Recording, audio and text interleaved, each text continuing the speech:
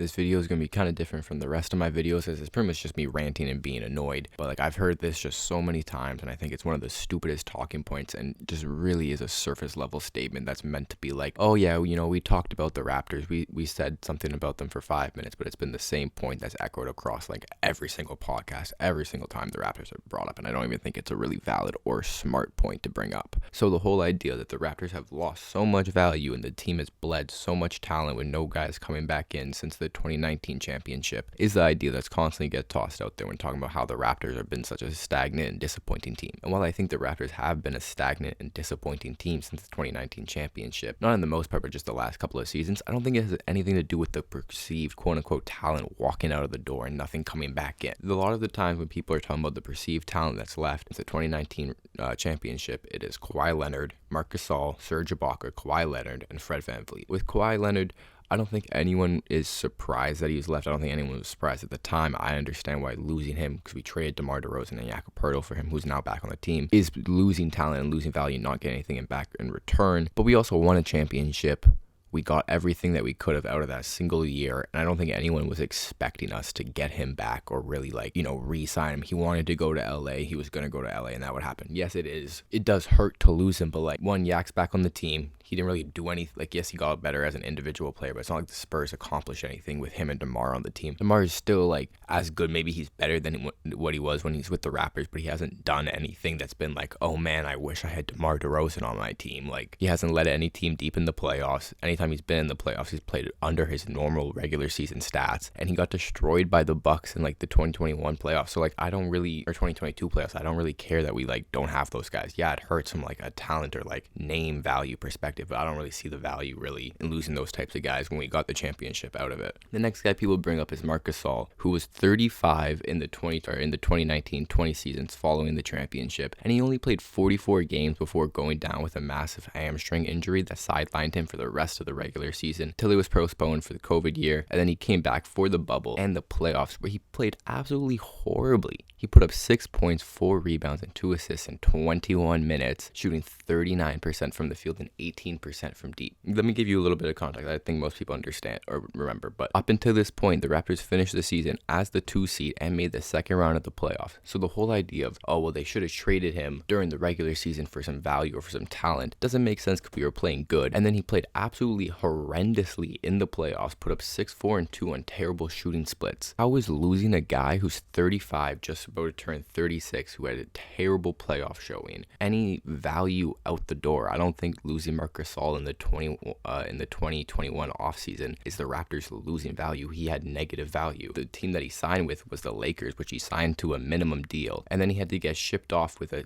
second round pick and cash attached to it to the Grizzlies, just where he got waived. Like, there was no value lost there. I don't think it's just, this bugs me because it's like, oh, they lost Marc Gasol, oh, they lost Serge Ibaka, but it's like, what have those guys actually done since leaving the team that it's like, oh yeah, they could have had value if they kept him, or they could have value if they traded him? Like, I just don't see that value for at least a guy like Marc Gasol. The Serge Ibaka one definitely does hurt because in the 2019-20 season, he was having a career year, pretty much scoring 15 points, 18 rebounds, shooting 38% from deep, a career high. And yeah, once again, like, I guess the Raptors could have traded him at the deadline, but they were a 2 seed and playing really well and finished with 53-19 record. So why should they have traded him? And then you get to the offseason and you're like, okay, you know, guy's just coming off a career year. You probably want to re-sign him. Definitely has some value in the open market, but maybe if you keep him, you can trade him at the next deadline or something like that. And yeah, you know, it did hurt to lose him to the LA Clippers. Like, they picked him up, they signed him to a 2-year, $18 million a year contract with a player option in the second year, which for a guy who's like 31, 32, a big who just had a career year and not only shooting from deep, is a lot of money, especially in that season. But I don't think it was a terrible deal. But due to hindsight, we can kind of look back at it and be like, oh yeah, didn't really work out that badly for us, because yeah, he put up 11-7 the next year,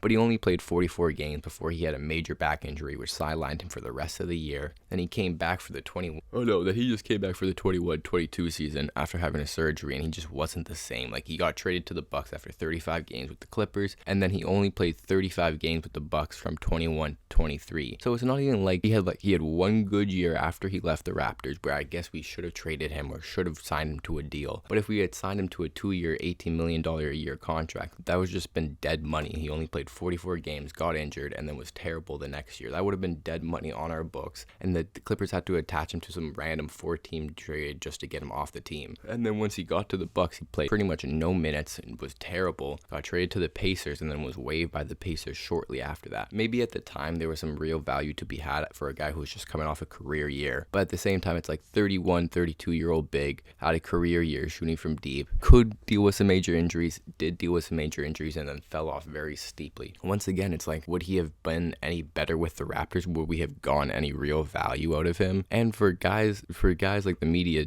who are constantly like, oh, the Raptors should rebuild, oh, the Raptors should do this. What was the point then for spending $18 million on a vet? Would that just kept us like in the middle ground for longer? It's a weird kind of like thing, because like, yeah, the Raptors should rebuild, but then they lost all these values by trading for middling vets who would have just kept us as a mid team because we didn't trade them at the deadline for maybe good value here or there. I don't know. The next guy is Kyle Lowry, who we traded in the 21-22 offseason in a sign and trade deal for Goran Dragic and Precious Achiuwa. Goran was, of course, sat out for the Raptors as he didn't want to play for us, and then was traded alongside a 2022 first-round pick to get Thad Young and Drew Eubanks and a second, which turned into Christian Koloko. Honestly, this deal to me is we got Thad Young, Koloko, I guess Drew Eubanks, Precious Achiuwa for Kyle Lowry, and a 2022 first. Not the best package, not the best deal, but also like not tailable as you're considering Precious Achiuwa still could get much, much better. He showed flashes 2 years ago, and if he can just kind of work consistently on his 3-ball, a little bit of his basketball IQ and his defense, I think he can be a legitimate, really good bench piece for us and kind of grow into the role that Chris Boucher fills on the team now with just better defense and more switchability due to his strength. Of course, like, it hurts to lose Kyle Lowry for pretty much just like a couple of rotational pieces as well as having to attach a first-round pick to it, but it was a sign and trade, and Kyle Lowry was making $30 million a year. Like, Kyle Lowry, unfortunately, right now is just not worth $30 million. He has been pretty terrible with the Heat for most of his time. Yeah, he was pretty solid this playoff run. In the Denver Nuggets series, he was bad. I think in the Celtics series, he had spurts where he was good, and he definitely was much better than he had been for most of the time with the Heat. But like last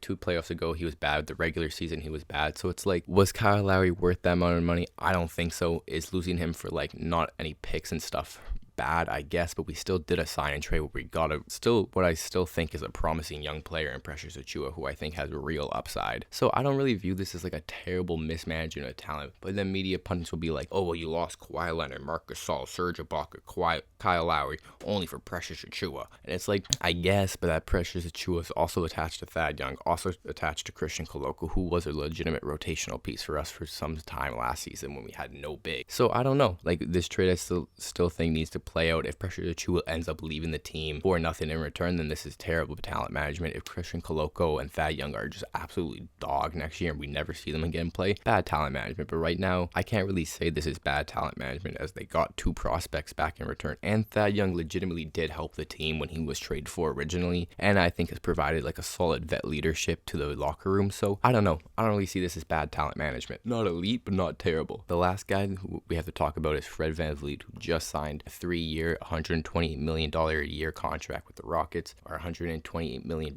contract for 3 years. And yeah, only the first 2 years are guaranteed, but even out of only the first 2 years, like, I did not want the team to have to pay $43 million for Fred VanVleet for 2 years. That's so much money for a 29-year-old who just had a really bad season despite having the ball in his hands all the time. Shot terribly inefficiently from everywhere across the floor. Was not a good on-the-floor leader, I think. Yeah, his assist numbers were good and the offense did look better with him on the floor, but that's just because he had the ball all his time, and like, he's gonna just command some more space as a shooting threat. But no, I don't really think his value is that high. I'm not that unhappy that we lost him. The only thing I really thought we could have done with him was find like a sign and trade for a team like the Rockets or like the Magic, who just wanted a young guard, or not a young guard, wanted a guard like Fred VanVleet. But on that contract, I don't know. Yeah, people are like, we should have traded him at the deadline. I think we should have traded him at the deadline. That definitely does hurt, because I think there's definitely some first-round picks out there that we could have gone for a Fred VanVleet from a rebuilding team, or a team like the Clippers who really wanted to compete in that moment. But also, like, I wouldn't be surprised if Fred VanVleet, like,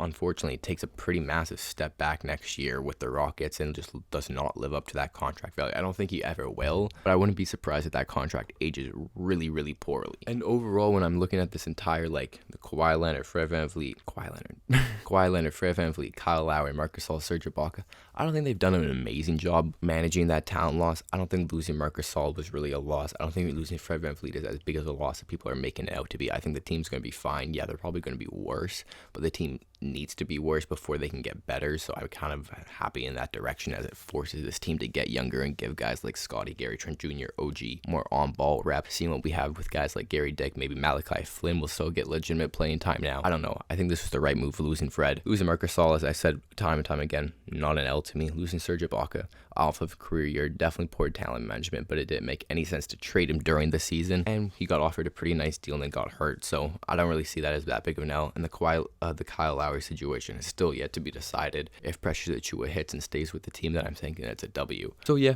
I don't know. I've just heard so many podcasts where every single time the Raptors are brought up, that's the only thing that's said is, oh, well, they've had these guys leave. I don't know what they're doing. Their talent management, blah, blah, blah. And it's just like, bro, what would the deals then? Like, is Marcus Gasol really worth anything in his 30? Like, it's just silly. I got annoyed, so I made this video. If you made it all the way here, thank you for watching, taking it easy.